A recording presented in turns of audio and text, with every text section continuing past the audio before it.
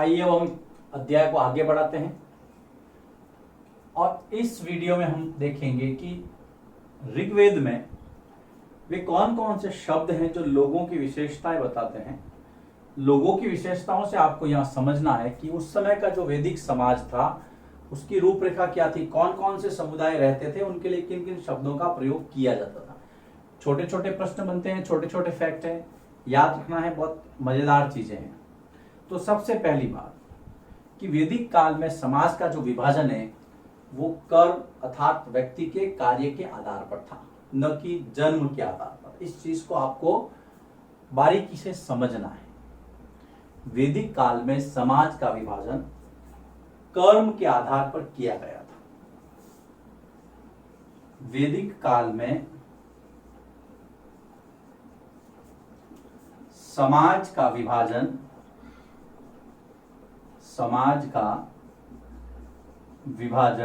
किसके आधार पर था? कर्म अर्थात कार्य, कर्म अर्थात कार्य के आधार पर किया गया था। सबसे इंपॉर्टेंट बात है, यदि कोई व्यक्ति यज्ञ करता था तो वो ब्राह्मण है, अगर उसका पुत्र है सेना में है तो वो क्षत्रिय है, अगर उसका बेटा व्यापार करता है तो वैश्य है। कुल मिलाकर के कर्म उसका क्या है, काम के आधार पर उसकी श्रेणी निर्धारित थी।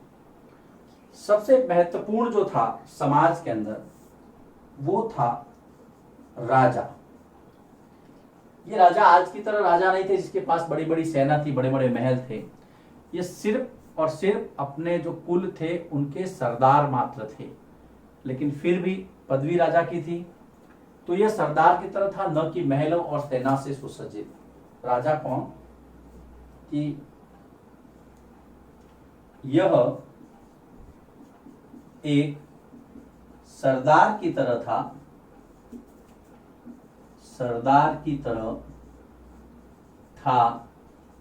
न कि बड़े बड़े महलों और बड़ी सेनाओं से सुसज्जित। न तो सेना थी और न ही बड़े बड़े महल थे। सुसज्जित का मतलब है, जैसे हम देखते हैं राजाओं के पास बड़े बड़े महल है, बड़ी सेनाएं हैं, ऐसा कुछ भी नहीं था उस समय। राजा एक कुल होता था उनका, कुछ उसके अंदर परिवार थे, परिवारों के अंदर जो हेड होता था वो उस समय का राजा मान लिया गया। इसके साथ में खास बात यह थी कि राजा के बाद उसका पुत्र शासक बने यह जरूरी नहीं था। देखिए कितनी महत्वपूर्ण बात थी उस समय कि राजा के बाद यह आवश्यक नहीं था, यह आवश्यक अर्थात कंपल्सरी नहीं था कि उसका पुत्र राजा बने, क्या उसका पुत्र ही शासक बने। क्यों? क्योंकि हमने पिछले वीडियो में देखा था कि सभा नाम की एक संस्था थी जो डिसाइड करती थी कि राजा वही बनेगा जो योग्य हो। अब राजा का बेटा जरूरी नहीं कि योग्य हो, नहीं होगा तो नहीं बनेगा। तो पहला जो वर्ग था वो था राजा। उसके बाद में दूसरा प्रमुख व्यक्ति या वर्ग था वो था पुरोहित। पुरोहित व्यक्ति या पुरोहित वर्ग जो था ये ब्राह्मण थे और यज्ञ संपन्न करवाते थे। यज्ञ संपन्न करवाना, धार्मिक कार्यों का सारा जो कार्यक्रम है, सारा प्रबंध है, पुरोहित वर्ग देखता था। राजा के बाद में इसका नंबर आता था पुरोहित का। उसके बाद में आम जनता के लिए यहां पर जन या विश्व शब्दों का इस्तेमाल किया गया है। जनता या समुदाय, जनता या समुदाय के लिए जन अथवा विश्व शब्दों का उल्लेख है। याद रखना, जन या विश्व किसके लिए इस्तेमाल किया गया? जन एक समुदाय, जनता का समुदाय था, उसको जन कहते थे, उसको विश्व भी कह सकते थे। लेकिन यहां पर जो वैश्य शब्द की उत्पत्ति हुई, जो तीसरा वर्ण था समाज का वैश्य, वो भी विश्व से निकला है। वैश्य शब्द जो है उसकी उत्पत्ति भी विश्व से हुई है। विश्व जो जनता के लिए यूज किया जाता था, वैश्य शब्द फिश से उत्पन्न हुआ है। हम पढ़ रहे हैं वैदिक समाज के अंदर लोगों के लिए क्या क्या शब्द इस्तेमाल किए जाते थे। कुल मिलाकर के ये उस समय की सामाजिक स्थिति है। राजा, पुरोहित, वैश्य आ गया। ऋग्वेद में कुछ कबीलों के, कुछ कुलों के नाम दिए गए हैं, जिसके अंदर पुरु, भरत और यदु जैसे जनों का उल्लेख मिलता है। ये देखिए, प्रश्न आता है कई बार कि ऋग्वेद में उल्लेखित किन्हीं 3 जनों के नाम लिखिए। जन का मतलब यह जन समुदाय से है, किसी एक व्यक्ति से नहीं है।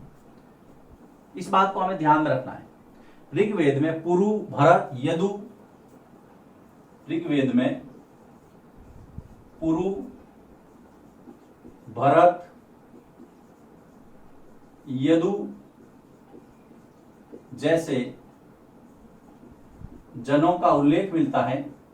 और जैसे ही आपने भरत देखा होगा, आपके दिमाग में एक चीज आई होगी कि हाँ सर, हमारे देश का नाम क्या इनके नाम पे रखा गया है? यस, ये भरत नाम का एक जन था, एक परिवारकों का समूह था, जिसको कुल भी कहते थे।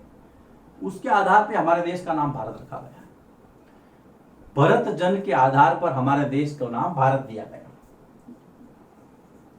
भरत जन के आधार पर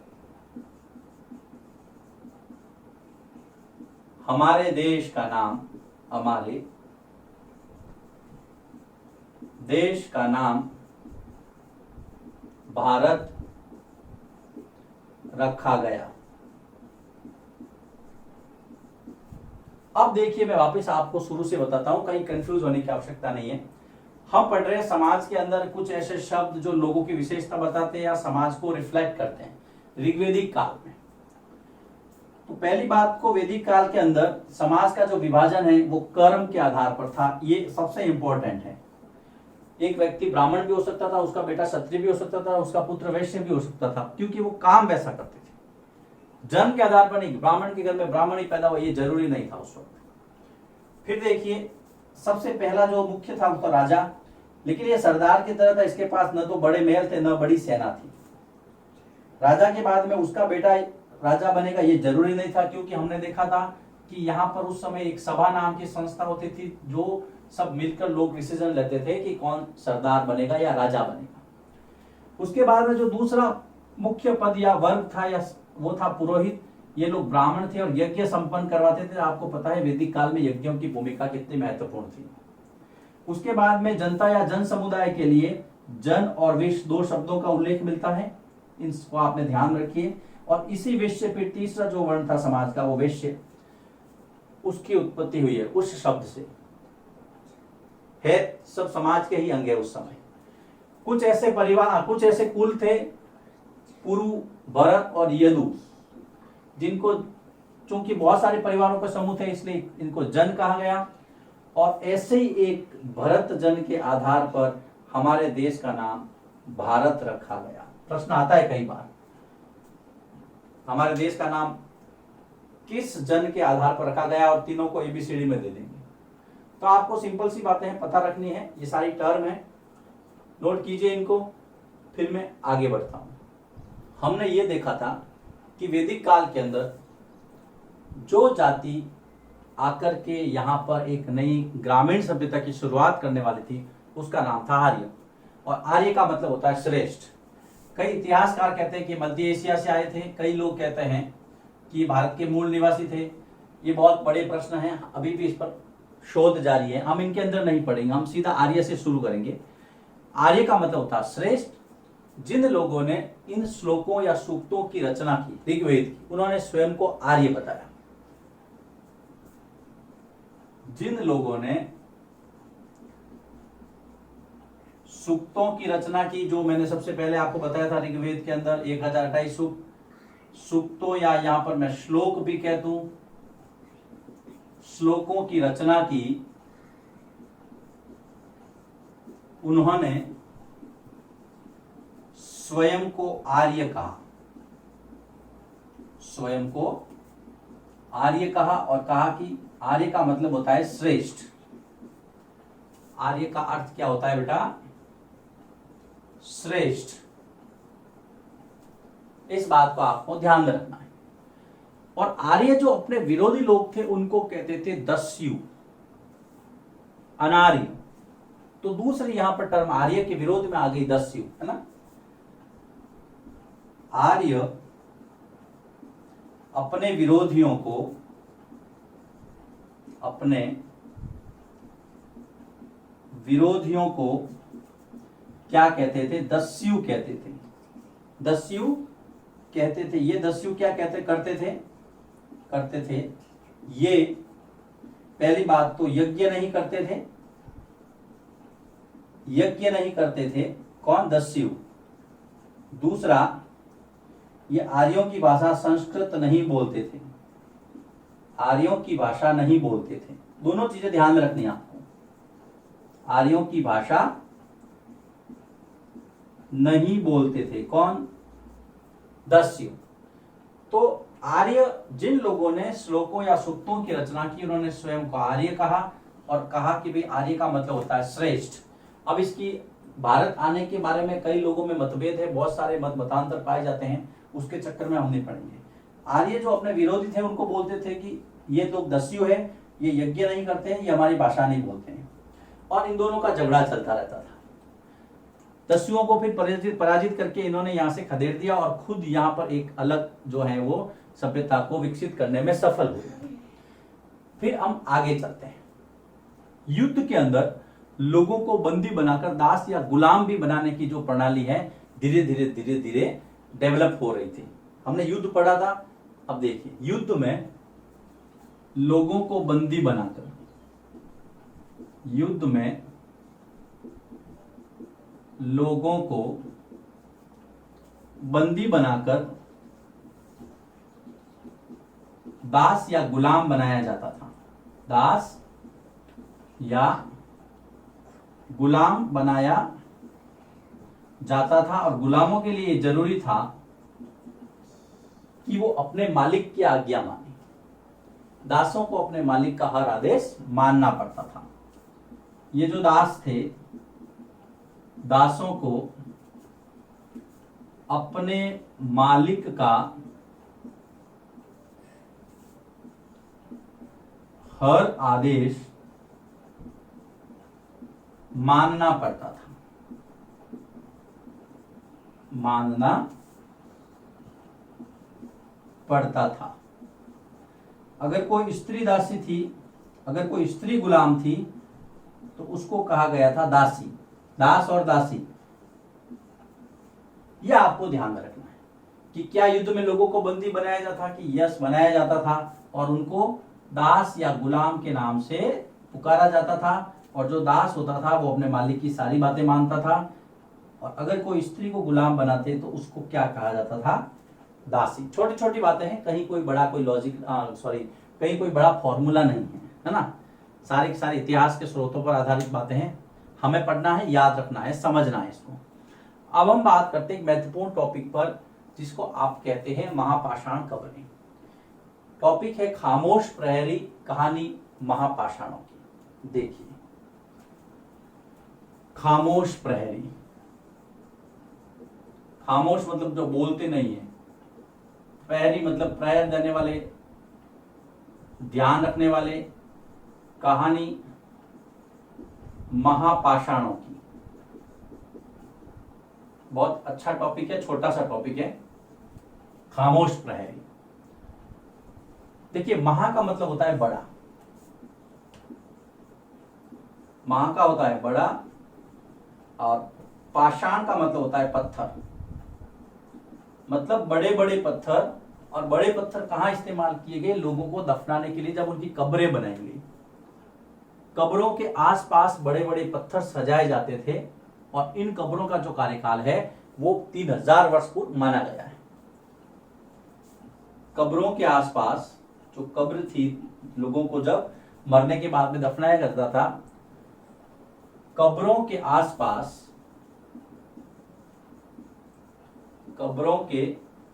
आसपास बड़े बड़े पत्थर सजाए जाते थे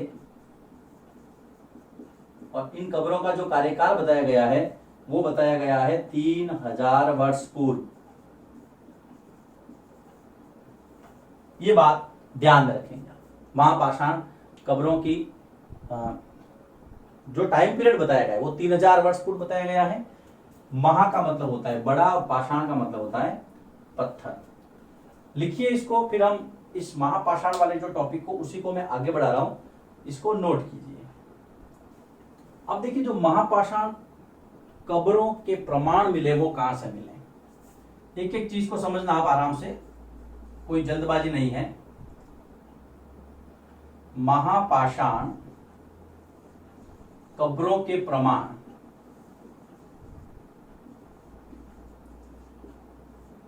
एक तो मिला है आपके दक्षिण भारत से, दक्षिण भारत के बाद में दक्कन से,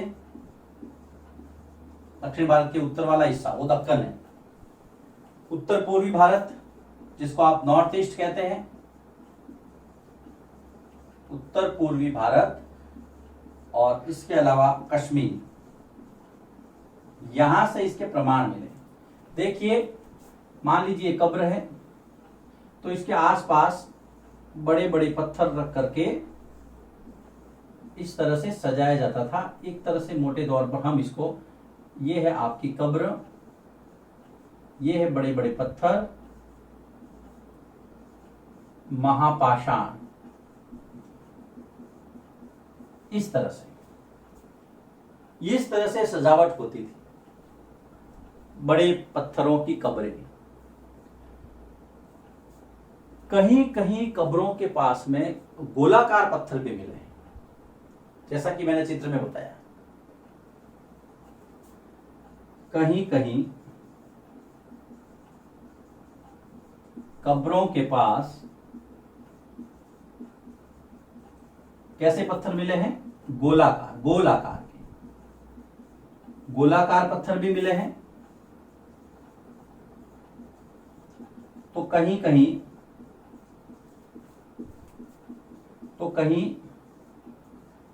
एक पत्थर खड़ा है, एक पत्थर खड़ा किस लिए करते हैं, निशान के लिए। मान लीजिए आपने किसी आदमी को इस एक्स जमीन पर दफनाया अंदर, तो उसकी जगह पे आप एक बहुत बड़ा सा पत्थर जो है ना यहाँ पर खड़ा कर देंगे निशान के लिए। फिर आप जाएंगे, आपको पता लगे हाँ वहां पर हमने ये इसको दफनाया था। तो ये निशान के लिए ऐसा अनुमान लगाते हैं कि ये सबूत के लिए कि हाँ हमने यहाँ पर किसी को दफनाया था। अब इन कब्रों की कुछ समानताएं भी है। समानता क्या है, देखिए कब्रों में समानता क्या है। कब्रों में समानता, एक तो इनके साथ कब्रों के अंदर, सभी कब्रों में कुछ न कुछ सामान रखा गया है।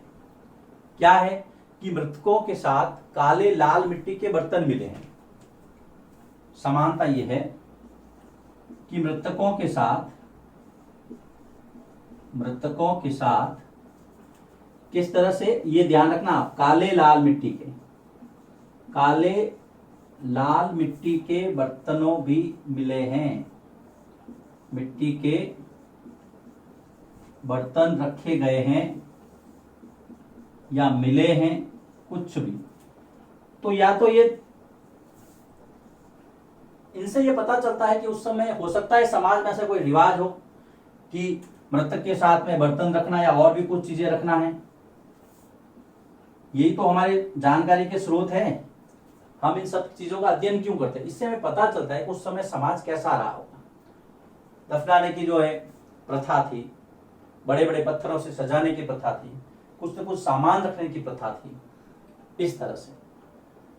अब कहीं कहीं मिट्टी के बर्तन मिले हैं, लेकिन कहीं और भी बहुत सारी चीजें मिली, जैसे कि लोहे के औजार है, हथियार हैं, घोड़े के कंकाल है, पत्थर है, सोने के गहने, बहुत सारी चीजें।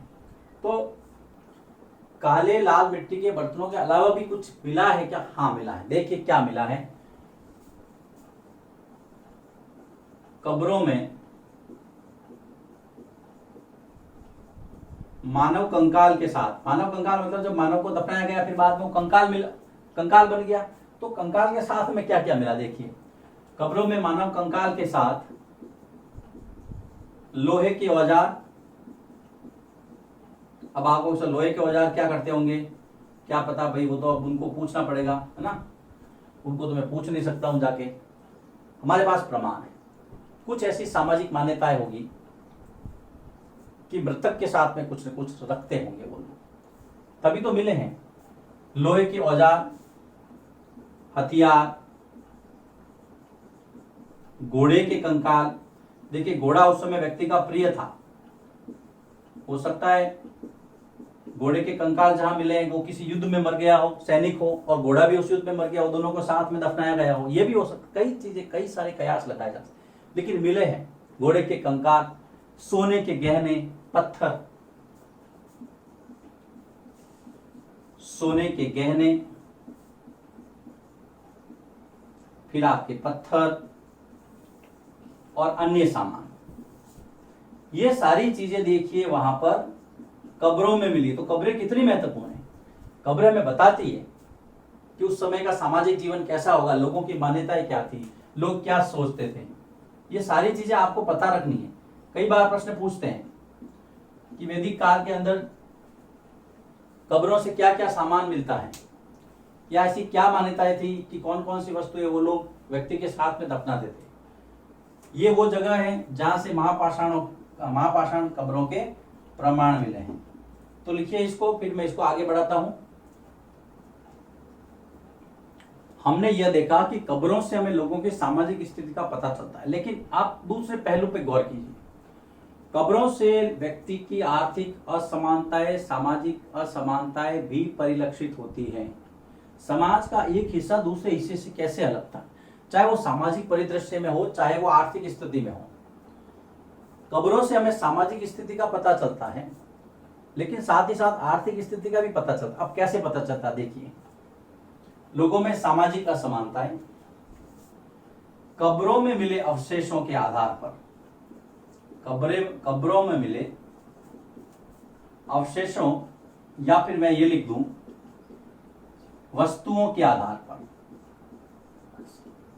वस्तुओं के आधार पर क्या पता चलता है। देखिए एक तो सामाजिक स्थिति,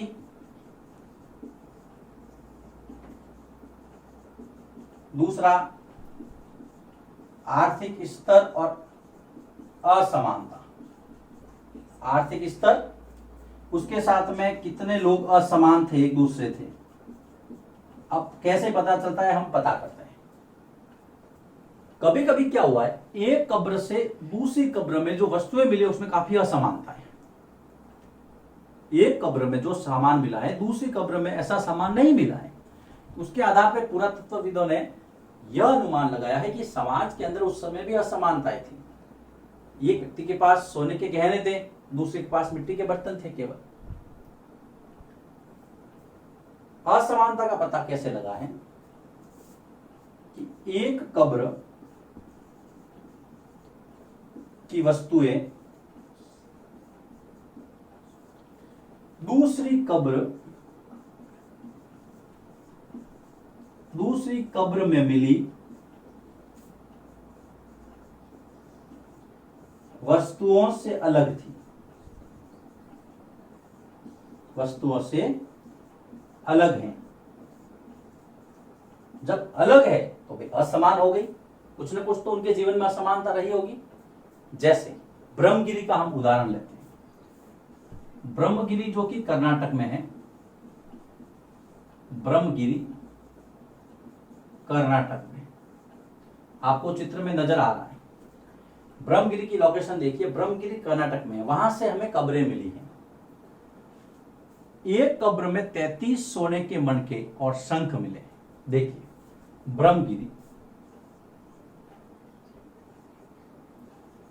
यहां से प्राप्त एक कब्र में, यहां मतलब ब्रह्मगिरी से एक कब्र में 33 सोने के मणके, याद रखना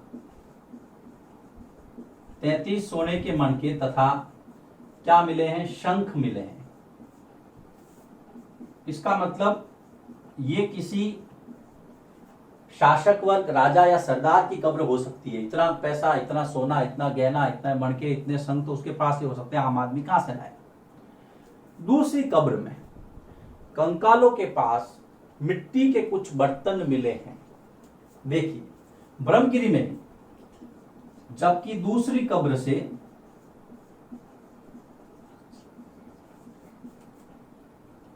कंकाल के साथ, कंकाल मतलब मानव कंकाल के साथ मिट्टी के कुछ बर्तन, फर्क आपको खुद को ही नजर आ रहा है। मिट्टी के कुछ बर्तन और पत्थर मिले हैं, बस मिट्टी के कुछ बर्तन प्राप्त हुए हैं। अब आप स्वयं अंदाजा लगा लीजिए, क्या ये आर्थिक समानता है कि असमानता है, सामाजिक समानता है कि असमानता? तो प्रश्न आता है सीधा सीधा बेटा कि कब्रों से हमें लोगों के सामाजिक और आर्थिक स्थिति का पता कैसे चलता है? समझाइए। आपको सीधा लिखना है कि जब एक कब्र की वस्तुएं दूसरी कब्र से अलग होती है तब हम ऐसा पता लगा सकते हैं। और उदाहरण के लिए हम ले सकते हैं ब्रह्मगिरी कर्नाटक, जहां पर पहली कब्र मिली है वहां पर 33 सोने के मणके मिले हैं और शंख मिले हैं, जबकि दूसरी कब्र जो मिली है वहां से सिर्फ कंकाल के साथ में मिट्टी के कुछ बर्तन और पत्थर के टुकड़े मिले। तो गया पूरा अंतर। अब देखिए, इससे हमें पता चलता है कि यहां पर कुछ व्यक्ति गरीब थे तो कुछ अमीर थे, ऐसा लिख सकते हैं, कोई दिक्कत नहीं।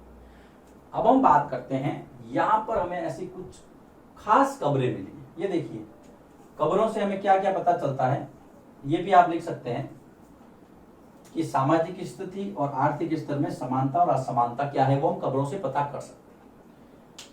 तो ये लिखिए इसको, फिर मैं इसको मिटा रहा हूं, मैं आगे बढ़ रहा हूं उसको। देखिए, कभी कभी महापाषाणों में कुछ विशेष प्रकार की कब्रें भी मिली, जिसका वर्णन हम यहां पर करेंगे, और उनको नाम दिया गया है खास कब्रें। कभी कभी महापाषाणों में एक से अधिक कब्रें मिली। कभी कभी महापाषाणों मतलब बड़े बड़े पत्थरों में एक से अधिक कब्रें मिली हैं। एक से अधिक कब्रें मिली हैं, इस बात का आप ध्यान रखेंगे। शायद एक ही परिवार के लोगों को अलग अलग समय में दफनाया गया होगा। इससे यह अंदाजा लगता है कि शायद एक ही परिवार के लोगों को अलग अलग समय में यहां पर दफनाया गया होगा। अलग अलग समय में दफनाया गया होगा। ये खास कब्रें हैं, एक से अधिक कब्रें मिली हैं, ध्यान रखना। हम बात कर रहे हैं महापाषाण कब्रों की, और उसमें स्पेशल जो खास कब्रें हैं वहां एक से अधिक कब्रों के अवशेष मिले हैं। तो ऐसा लगता है कि एक ही परिवार के लोगों को, उनका हम कह सकते हैं वो पुश्तैनी कब्रिस्तान रहा होगा, अलग अलग समय में जैसे ही कोई मरता परिवार का, वहां ले जाकर के उसको दफनाते होंगे। और ले जाने को जो रास्ता था उसको कहते थे पोर्ट हॉल। मरने वाले लोगों को कब्र तक लाने के लिए एक रास्ता बनाया जाता था, जिसको कहते थे पोर्ट हॉल। पोर्ट हॉल मरने वाले लोगों को कब्र तक लाने का रास्ता।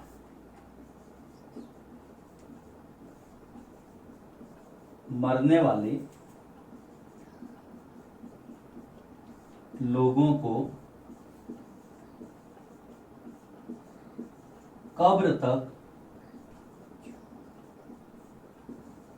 लाने का रास्ता क्या कहलाता था? Port hall. इस प्रकार से होता था।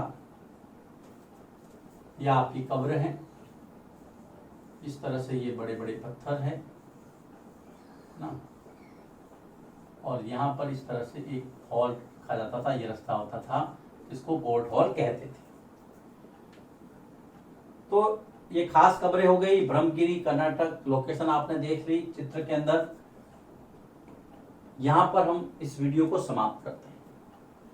अगले वीडियो में हम बात करेंगे इनाम गांव की, जो कुछ नया आपके लिए लेकर आएंगी। लिखिए, इसको नोट करते रहिए और इसके साथ में जो वर्कशीट आपको देते हैं उसको सॉल्व करते रहिए, आपको कहीं कोई दिक्कत नहीं हो।